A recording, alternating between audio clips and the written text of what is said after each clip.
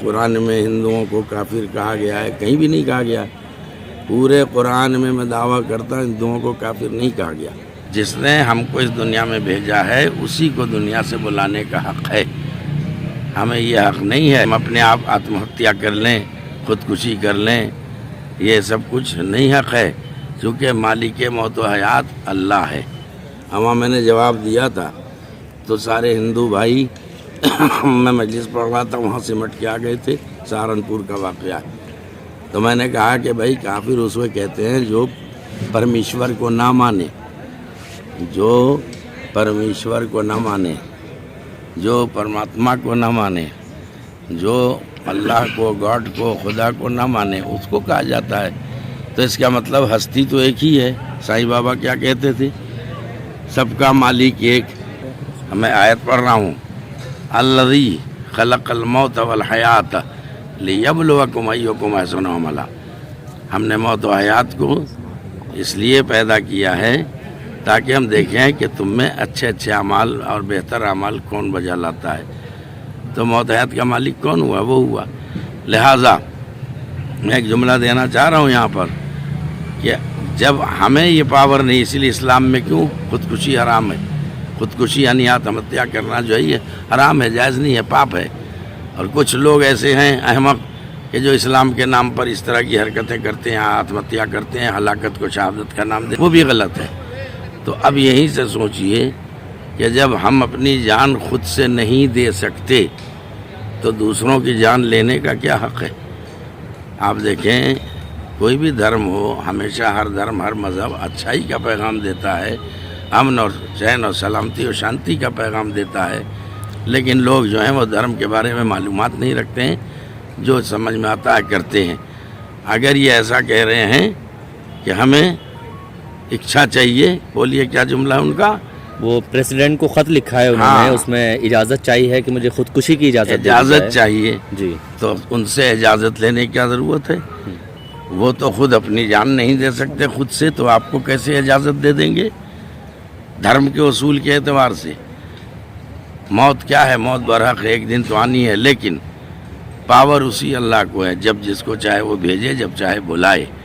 جب وہ بلائے گا تو ہمیں جانا پڑ جائے گا، نہیں بلائے گا تو ہمیں خود سے خودکشی کر کے ریل کی پٹری پہ لیٹنا اور گولی مار لینا اور گنگا کی گود میں کود جانا، یہ سب غلط ہے.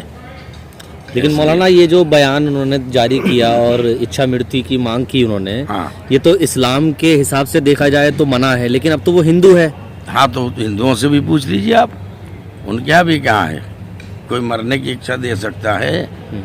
نہیں، بالکل نہیں. یہ غلط فہمیاں لوگوں کے دماغوں پھیلی ہوئی، چاہے ہندو ہو مسلمان ہو. کہہ رہے ہیں کہ میں اناتھ ہو گیا، مجھے یہاں بھی نہیں اپنا رہے لوگ اور وہاں سے بھی نکال دیا گیا مجھے. تو نہیں اپنا رہے ہیں تو اس میں لوگوں کا کیا قصور ہے؟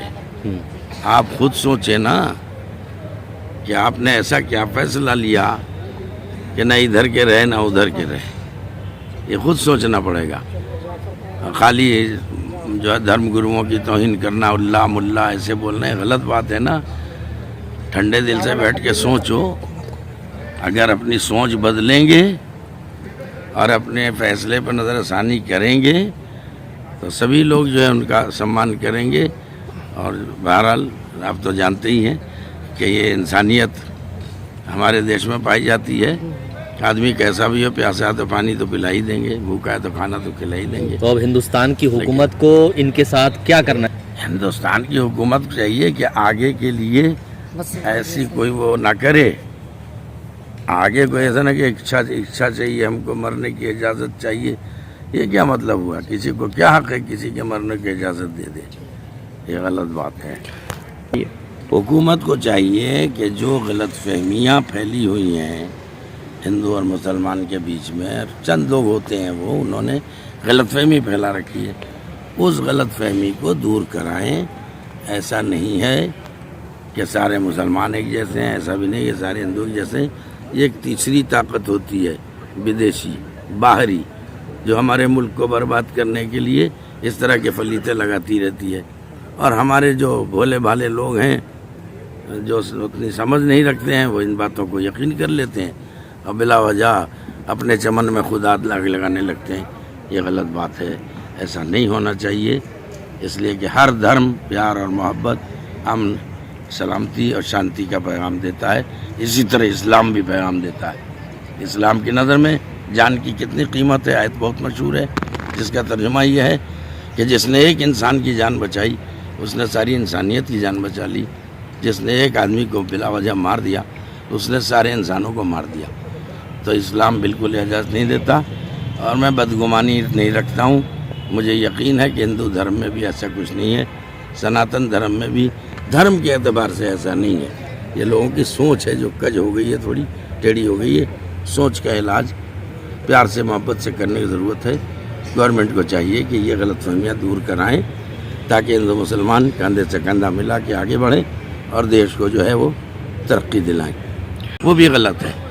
تو اب یہیں سے سوچئے کہ جب ہم اپنی جان خود سے نہیں دے سکتے تو دوسروں کی جان لینے کا کیا حق ہے؟ آپ دیکھیں کوئی بھی دھرم ہو، ہمیشہ ہر دھرم ہر مذہب اچھائی کا پیغام دیتا ہے، امن اور چین اور سلامتی اور شانتی کا پیغام دیتا ہے، لیکن لوگ جو ہیں وہ دھرم کے بارے میں معلومات نہیں رکھتے ہیں، جو سمجھ میں آتا ہے کرتے ہیں۔ اگر یہ ایسا کہہ رہے ہیں کہ ہمیں اچھا چاہیے، بولیے کیا جملہ ہے ان کا؟ وہ پریسیڈنٹ کو خط لکھا ہے انہوں نے، اس میں اجازت چاہیے ہے کہ مجھے خودکشی کی اجازت چاہیے جی، تو ان سے اجازت لینے کی کیا ضرورت ہے؟ وہ تو خود اپنی جان نہیں دے سکتے خود سے، تو آپ کو کیسے اجازت دے دیں گے؟ دھرم کے اصول کے اعتبار سے موت کیا ہے؟ موت برحق ایک دن تو آنی ہے، لیکن پاور اسی اللہ کو ہے، جب جس کو چاہے وہ بھیجے، جب چاہے بلائے۔ جب وہ بلائے گا تو ہمیں جانا پڑ جائے گا، نہیں بلائے گا تو ہمیں خود سے خودکشی کر کے ریل کی پٹری پہ لیٹنا اور گولی مار لینا اور گنگا کی گود میں کود جانا، یہ سب غلط ہے۔ لیکن مولانا یہ جو بیان انہوں نے جاری کیا اور اچھا مرتی کی مانگ کی انہوں نے، یہ تو اسلام کے حساب سے دیکھا جائے تو منع ہے، لیکن اب تو وہ ہندو ہے۔ ہاں تو ہندوؤں سے بھی پوچھ لیجیے آپ، ان کیا بھی کہاں ہے؟ کوئی مرنے کی اچھا دے سکتا ہے؟ نہیں، بالکل نہیں۔ یہ غلط فہمیاں لوگوں کے دماغوں میں پھیلی ہوئی، چاہے ہندو ہو مسلمان ہو۔ قرآن میں ہندوؤں کو کافر کہا گیا ہے، کہیں بھی نہیں کہا گیا۔ پورے قرآن میں دعویٰ کرتا ہوں ہندوؤں کو کافر نہیں کہا گیا۔ قرآن میں ہندوؤں کو کافر کہا گیا ہے، کہیں بھی نہیں کہا گیا۔ پورے قرآن میں دعویٰ کرتا ہوں ہندوؤں کو کافر نہیں کہا گیا۔ قرآن میں ہندوؤں کو کافر کہا گیا ہے، کہیں بھی نہیں کہا گیا۔ پورے قرآن میں دعویٰ کرتا ہوں ہندوؤں کو کافر نہیں کہا گیا۔ جس نے ہم کو اس دنیا میں بھیجا ہے اسی کو دنیا سے بلانے کا حق ہے، ہمیں یہ حق نہیں ہے ہم اپنے آپ آتم ہتیا کر لیں، خودکشی کر لیں، یہ سب کچھ نہیں حق ہے، کیونکہ مالک موت و حیات اللہ ہے۔